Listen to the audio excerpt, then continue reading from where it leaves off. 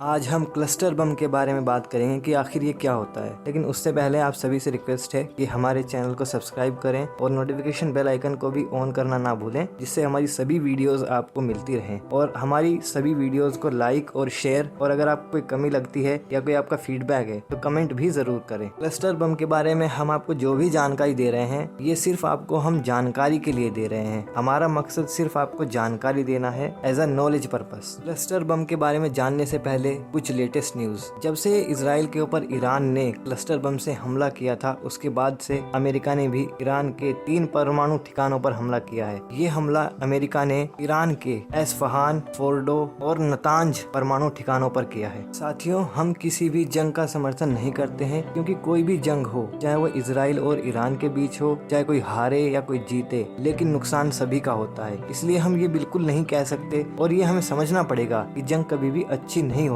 चलिए अब जानने की कोशिश करते हैं कि क्लस्टर बम क्या होते हैं। देखिए, जो क्लस्टर बम होते हैं, इसमें क्या होता है, कई सारे बम जो हैं छोटे छोटे वो भरे होते हैं। ये एक ऐसा हथियार है, और साथ ही साथ में इसे 4 तरीकों से लगभग डिजाइन किया जाता है। इंसानों को निशाना बनाने के लिए, बख्तरबंद गाड़ियों या टैंकों को निशाना बनाने के लिए, रनवे या पुलों को निशाना बनाने के लिए, और आग लगाने या जहरीली गैस फैलाने के लिए। क्लस्टर बम को जेनेवा अंतर्राष्ट्रीय मानवीय कानून के तहत वॉर क्राइम या गैर कानूनी माना गया है। इसीलिए 30 मई 2008 को आयरलैंड के डबलिन में एक CCM एग्रीमेंट हुआ था, जिस पर 111 देशों ने साइन किया हुआ है। इस CCM एग्रीमेंट के तहत कोई भी देश जिन्होंने साइन किया हुआ है, वो सभी ना तो इस क्लस्टर बम का इस्तेमाल कर सकते हैं, ना उसे बेच सकते हैं, ना खरीद सकते हैं, और ना ही क्लस्टर बम को बना सकते हैं। क्लस्टर बम को वॉर क्राइम या गैर कानूनी इसलिए भी माना गया है क्योंकि ये आम लोगों के लिए खतरनाक होते हैं, क्योंकि उनको ये ज्यादा नुकसान पहुंचाते हैं और ये बहुत ताकतवर होते हैं। इसके अलावा